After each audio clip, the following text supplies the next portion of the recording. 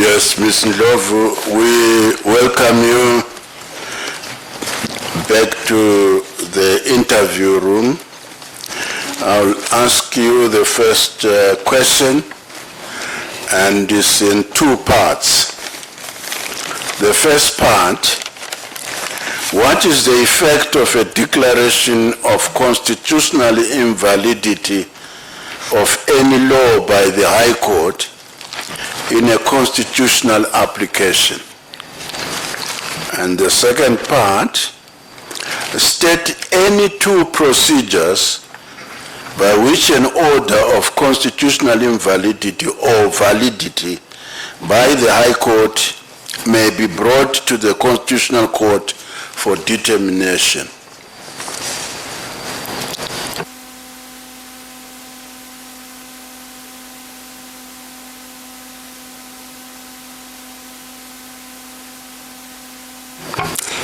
Sorry, CJ, may you repeat the questions once again?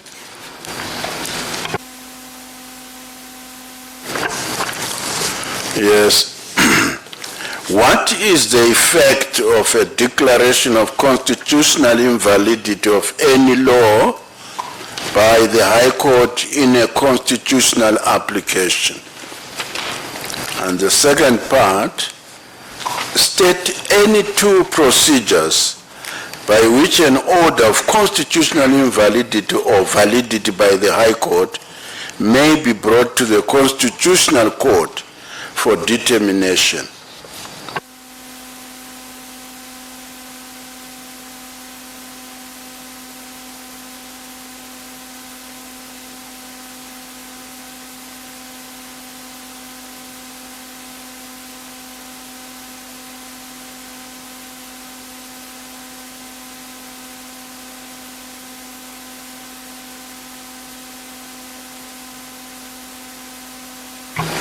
Thank you, CJ. On the first question, I believe it is in terms of Section 175 of the Constitution. Such an order is not valid until confirmed by the Constitutional Court.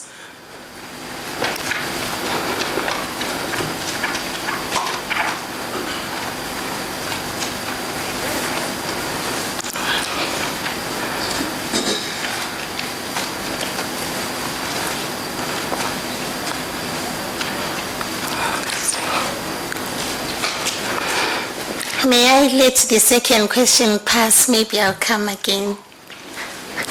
I'm trying to raise it. You want me to repeat it? I'm trying to find a better way of attending to it. Yes, but we have to move on. May I let the question pass? You will pass. Yes.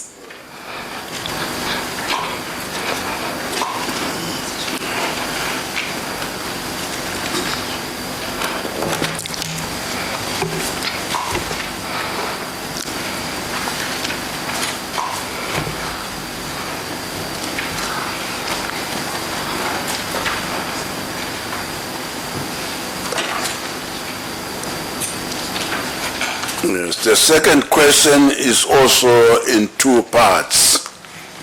The first part, what are the exceptions that must be taken into account by a court when deciding whether or not to grant specific performance in a contractual dispute? And the second part, what is the test which a court applies in the determination of an application for absolution from the instance?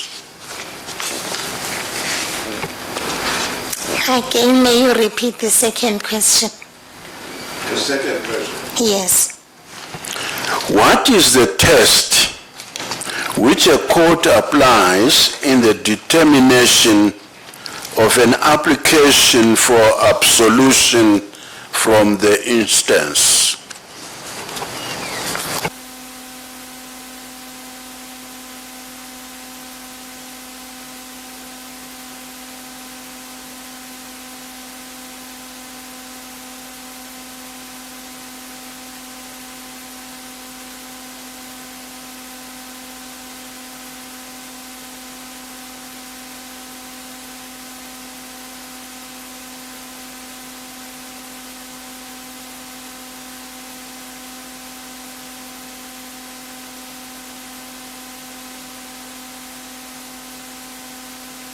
May you repeat the questions once again, CJ?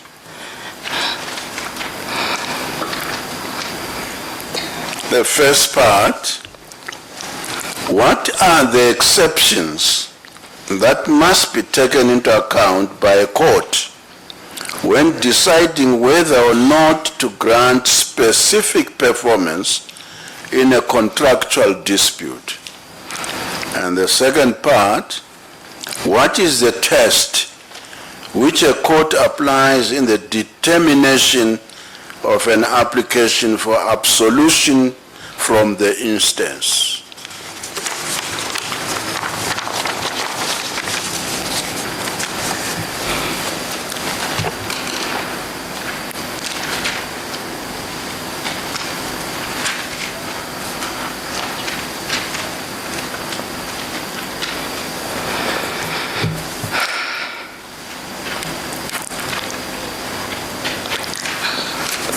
On the first question, I am giving it a guess. I think it's whether the parties had an agreement.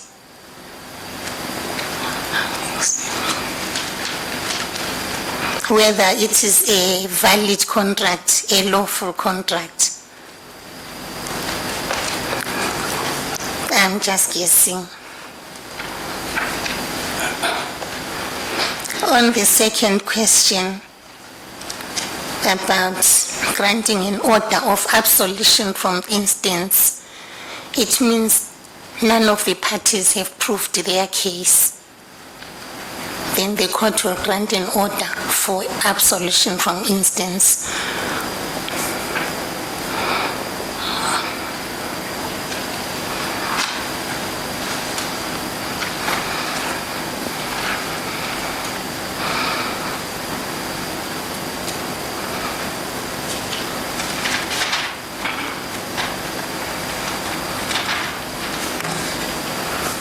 The third question is in three parts. The first part, state any two components of a sentencing judgment. And the second part, how does a sentencing judgment under the sentencing guidelines regulations differ from the previous practice of giving reasons for judgment? And lastly, what is the role of the victim impact assessment statement?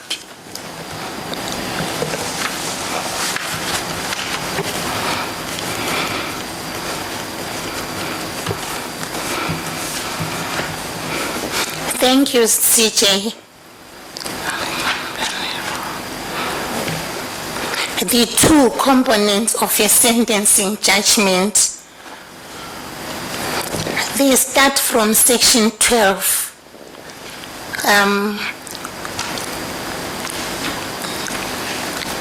The inquiry in section 12 about the circumstances of the offender.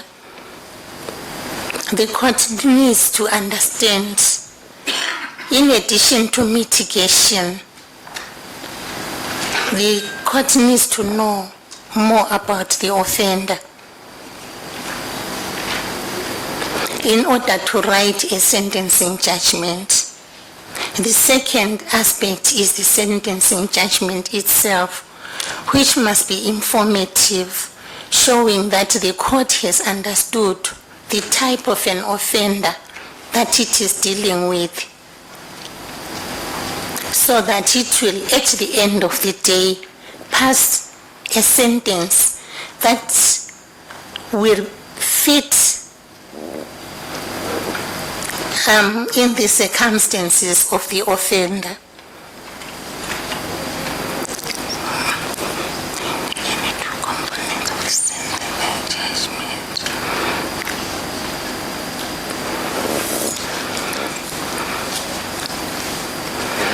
I'll go to question number 2. How does sentencing judgment differ from the reasons for sentence? Previously, before the coming into effect of Statutory Instrument 146 of 2023, the courts used to write reasons for sentence.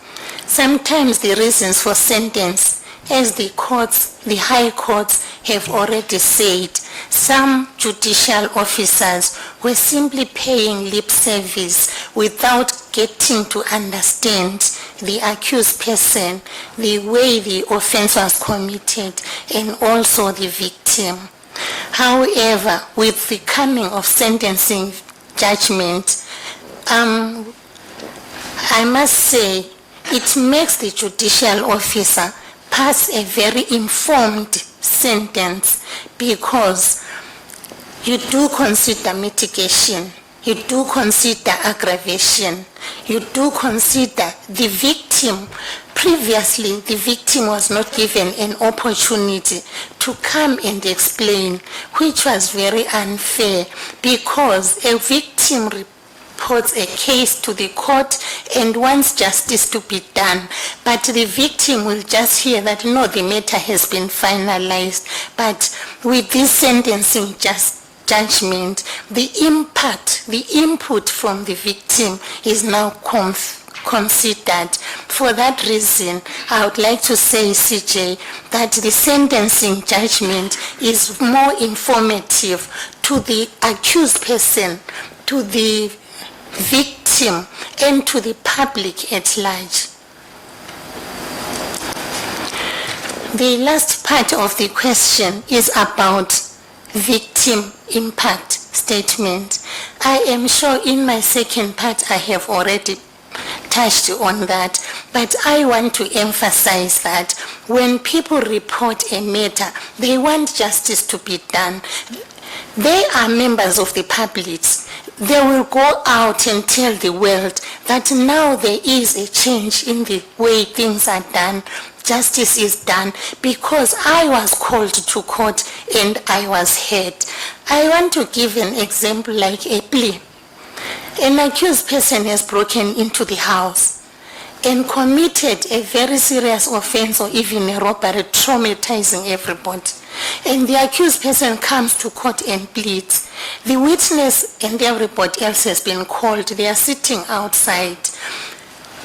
When the matter is finalized, because the accused person has pleaded, before they will just see someone going out, whether to pay bail or being escorted by prison officers without knowing what happened.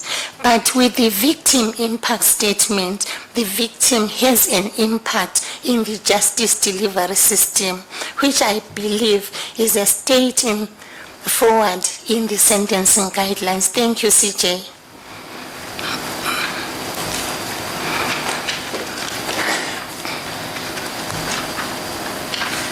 Yes.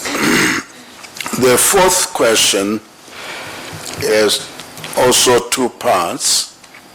The first part: how have the High Court Amendment Rules 2024 addressed the key concerns of access to justice on the IECMS platform? And the second part: state 3 ways in which the IECMS has revolutionized civil litigation in Zimbabwe.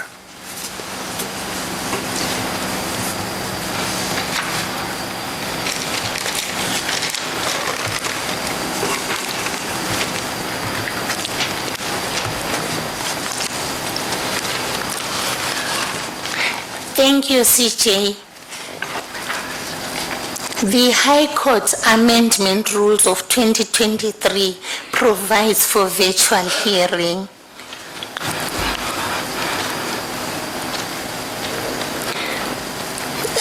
This is a positive step by the JSC introducing the virtual hearing, as it has a lot of advantages. It ensures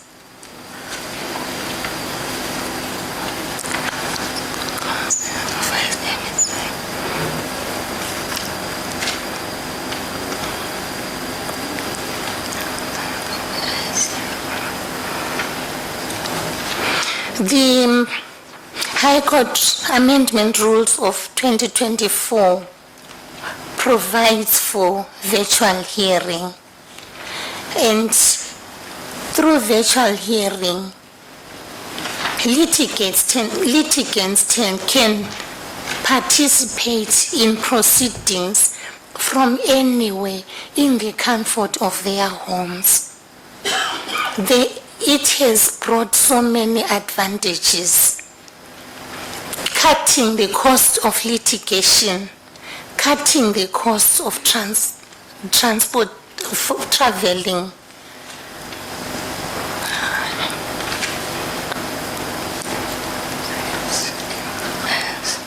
Because parties can take part in the trial from wherever they are.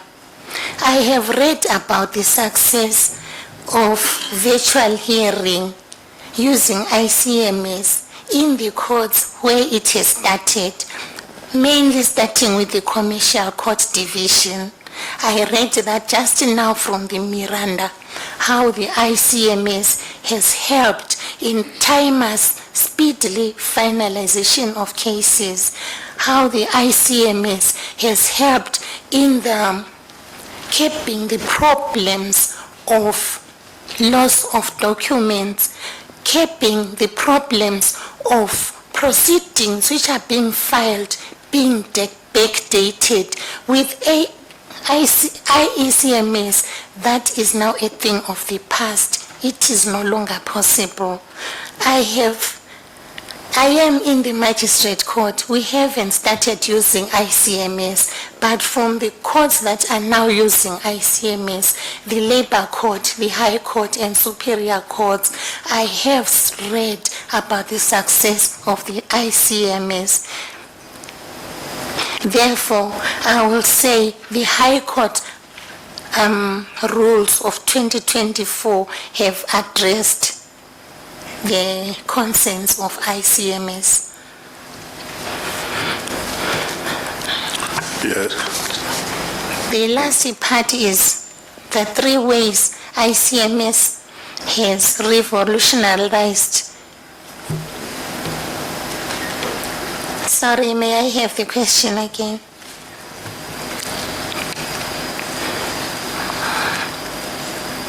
You want the question again? The last part, yes. Yes. State 3 ways in which the IECMS has revolutionized civil litigation in Zimbabwe. Thank you, CJ. Let me start by saying Zimbabwe has become a litigious country. Every day, anytime, people want to take each other to court. Before that, it was difficult. I have already alluded to in the answer before that one had to travel to court. And the courts, as we all know, are not nearby. But the IECMS has revolutionized or has made it easier by bringing justice closer to the people. So my first state 3 ways. My first point is that it has made justice more accessible. It has cut the cost of litigation. I want to give an example. Even lawyers used to travel from one town to another to file documents, but now with IECMS, that cost has been cut. Also, I want to talk about IECMS as a means of timeless finalization of cases.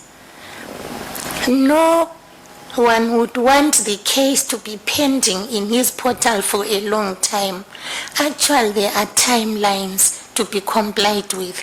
So my last point on this question is that IECMS has revolutionized the civil litigation by timeless finalization of cases. Thank you, CJ. Yes, thank you. I will now hand you over to the other commissioners for more questions. Yes. Yes, thank you, CJ. Good afternoon. Afternoon, DCJ. I have one question for you, and this is it. As a prospective judge of the High Court, what is your understanding of the likely benefits of the stare decisis principle for the judiciary?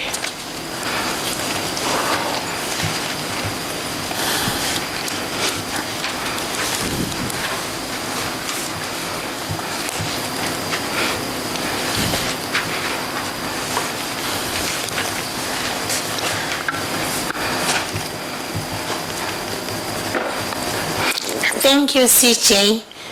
This Latin maxim means the lower courts are bound by the decisions of the higher courts. As a prospective candidate or as a prospective judge, I know that whatever decision I will make will be binding the other inferior courts. As such, it really talks to me as a judge to apply my mind seriously in making my decisions and pass the law that the other courts, other inferior courts can rely on. Thank you. That is all. Thank you. Yeah, thank you. Yes. Thank you, CJ, and good afternoon, Ms. Ndlovu. Afternoon, Commissioner. Yes, I've got one question to you as well. Can you give 2 examples of circumstances where an amendment to a charge in criminal proceedings is not allowed? Thank you.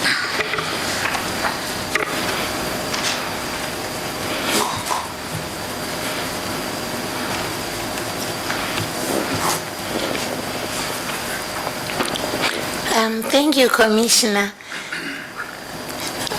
The starting point is that the CP&E at some stage allows for the amendment of a charge, but in this case, the question requires me to answer when such amendment will not be allowed. The amendment will not be allowed when it will be prejudicial to the accused person. I think it's section 202 of the Criminal Procedure and Evidence Act, which allows for the amendment of the charge if there is a defect in the charge and that defect is cured by evidence, and then an amendment can be made. But if the state realizes that they failed to make that allegation, they cannot later on amend the charge because it will be prejudicial to the accused person.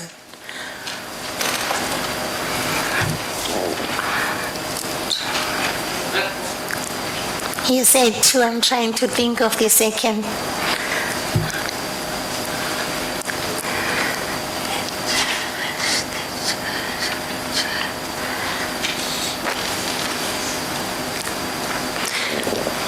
I think it will not be possible to amend the charge after accused person has pleaded without giving reasons why the charge should be amended. Thank you.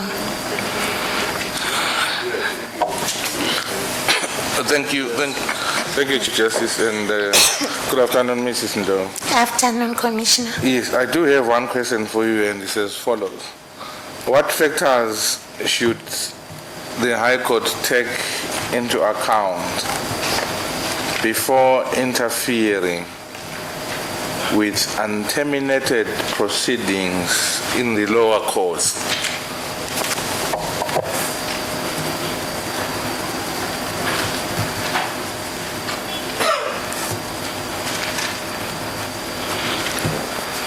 Thank you, Commissioner.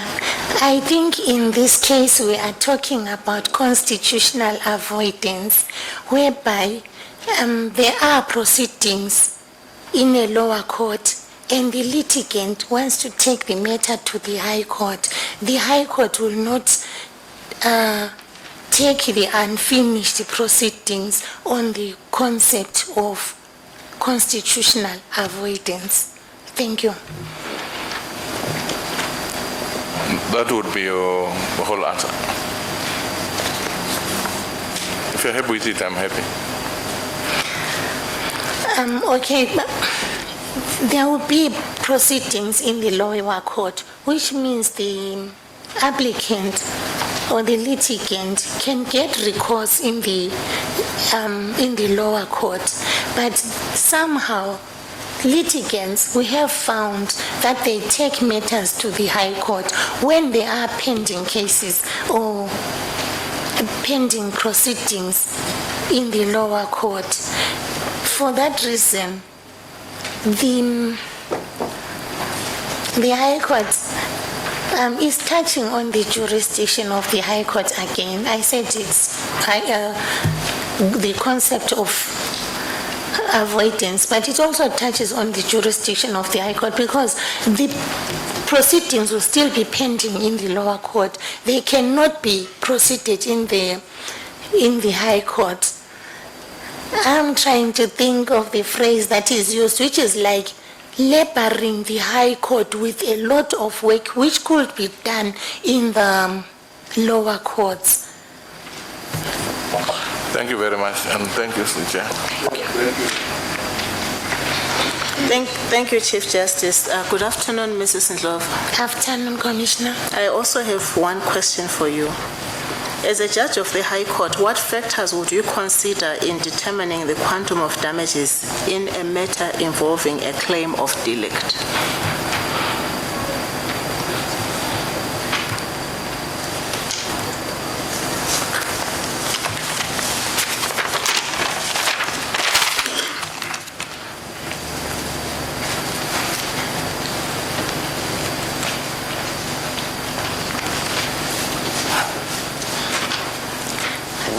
The purpose of awarding damages in derelict is to try and put the plaintiff, the injured party, in the position where they would have been had that damage not occurred. So what I would consider is the nature of the damage, whether the plaintiff, whether the party who is affected could have mitigated those damages.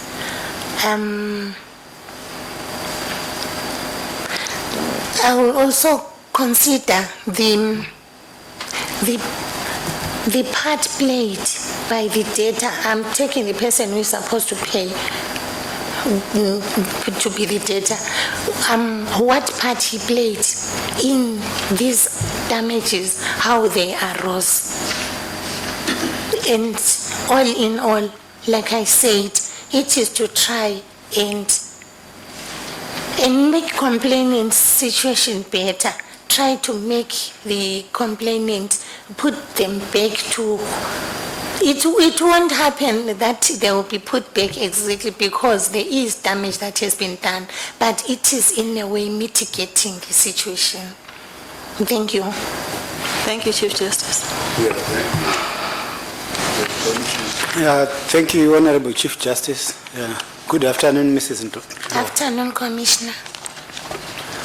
Mrs. Ndlovu, were you given your marks for the written part of the interview? Yes, I was. And you are aware that you scored very well in the use of the IECMS platform, but very badly on substance. Yes, I was. And, you have been a regional magistrate for under 2 years? Yes, that is correct. Don't you think you are not ready for the High Court bench yet? May I explain the first part of the question, Commissioner? Yes, go ahead. What happened on that day, on 8 April, when we came for the interviews? I was happy that I successfully logged in to ICMS. I was happy that I took a pen and paper and said, being not very computer competent, but there is what we call computer literacy, that I can type my work, I can do this. I took my pen and wrote my judgment on the paper, and I transferred it on Word in the computer.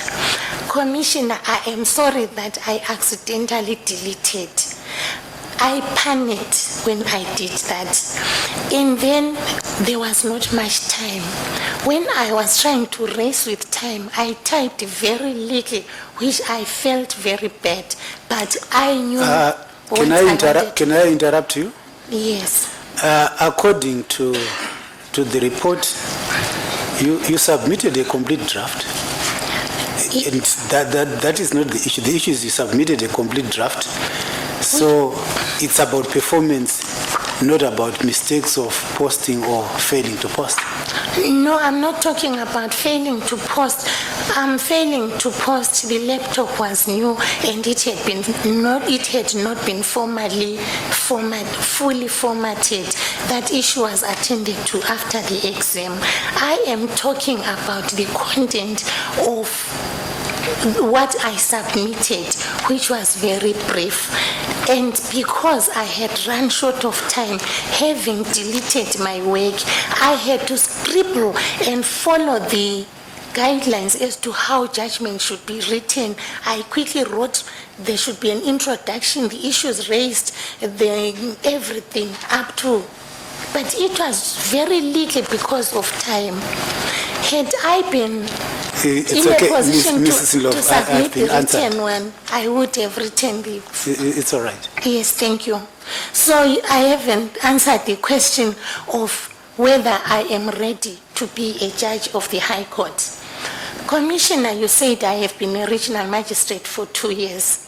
I want to put the situation, my situation, before the Commission right now. I was first appointed in the regional court in March 2011 because I met all the requirements. But because by then there were no substantive posts, I was appointing as a regional magistrate. I only became a substantive magistrate in 2011. Otherwise, from 2022. Otherwise, from 2011, I could have been a regional magistrate had there been any substantive posts. I don't know whether that answers the question. Thank you. It does. Thank you.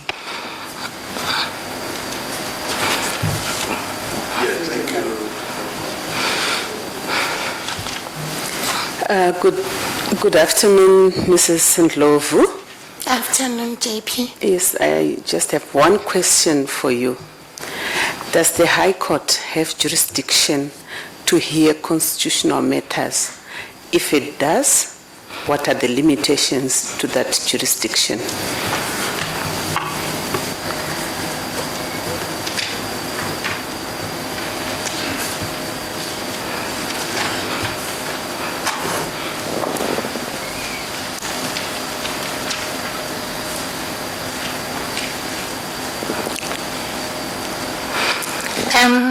The High Court has inherent jurisdiction to hear different types of matters, but when it comes to the constitutional matters, there are limitations because I am aware of Section 175, where if constitutional issues arise, they have to be... If the High Court finds that the issue merits a referral to the High Court, it should refer the matter, which means the High Court is just a conduit in that it cannot deal with constitutional matters. Constitutional matters should go to the Constitutional Court. My answer would be the High Court has no jurisdiction to deal with constitutional matters. You've changed your position. Does it have jurisdiction? Does it not? May I start afresh? What I'm saying is,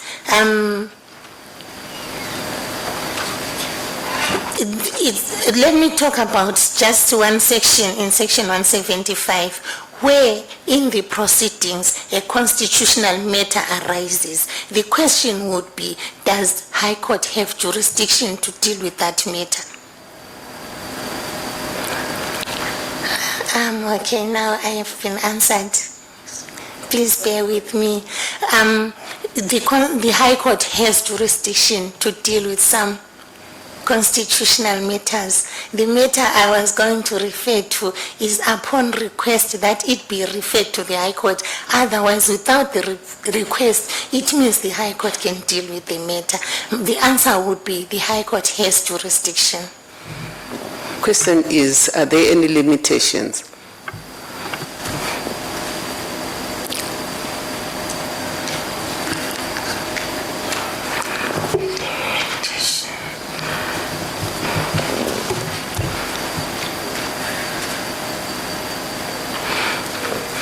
What comes to mind is the limitation would be when the High Court's jurisdiction would be ousted by the request to refer the matter to the Constitutional Court.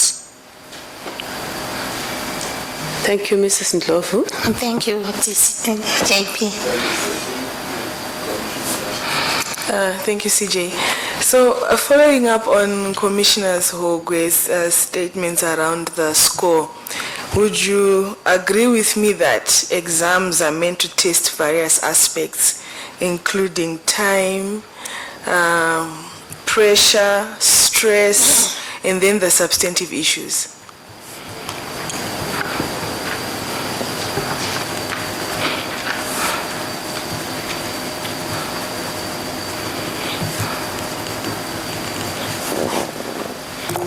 Just maybe a yes or no? Commissioner, your question needs an explanation, because I'll say,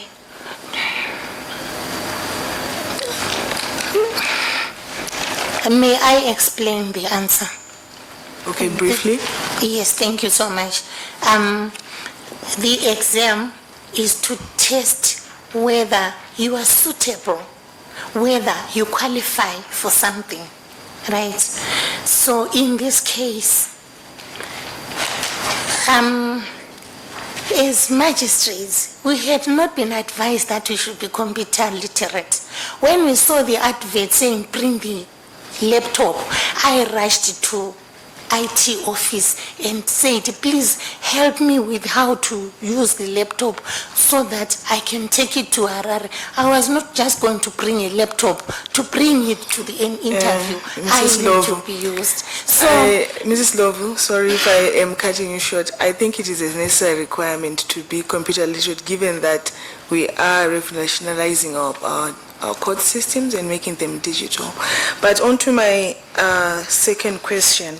Tell me of a time when you showed so much commitment to the, sorry, let me just take that again.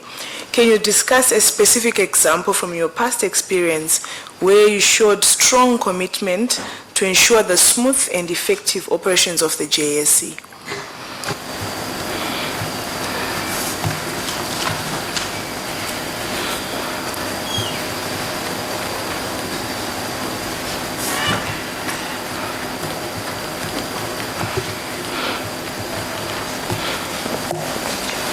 may I start by saying that my CV will show that I have been a career magistrate.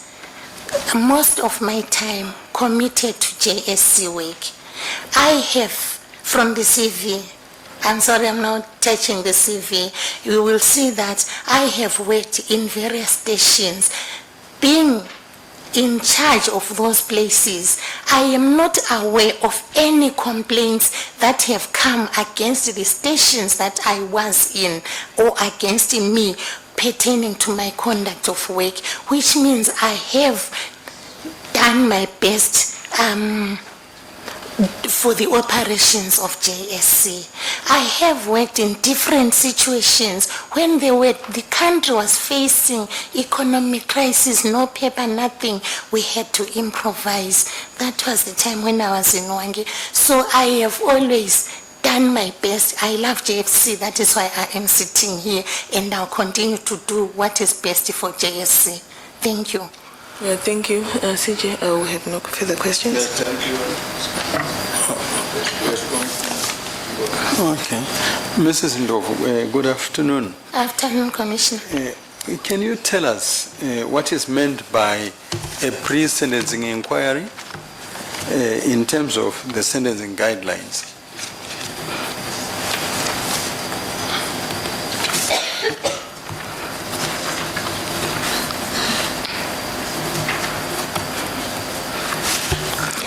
Is a pre-sentencing inquiry in terms of the sentencing guidelines, is in terms of section 12 of the guidelines, and it requires the court, after convicting the offender, to make an inquiry about the circumstances the offense was committed, about whether he is likely to commit another offense, about whether it is about the factors that the court must consider in order to pass an appropriate sentence, bearing in mind the purpose of sentencing, so that the accused person, depending on the nature of the case, whether he needs to be rehabilitated or whether the public needs to be protected against him, or whether he needs to pay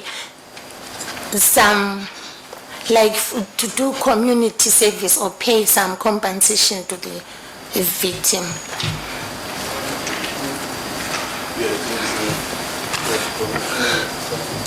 Thank you, Chief Justice. Mrs. Ndlovu, good afternoon. Afternoon, Dr. Katandi. Yes.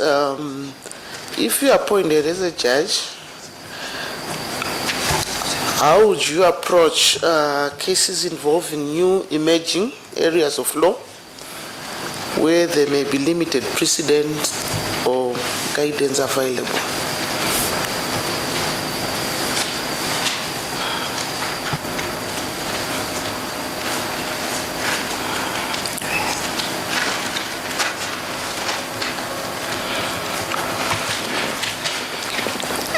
Thank you, Commissioner. Being appointed as a judge, it means I'll be new on the bench, and it touches on the concept of collegiality. When you deal with new matters that are emerging, the colleagues there on the bench may have an idea of how to deal with them. So it is imperative that you consult, that you find out from those who are already there.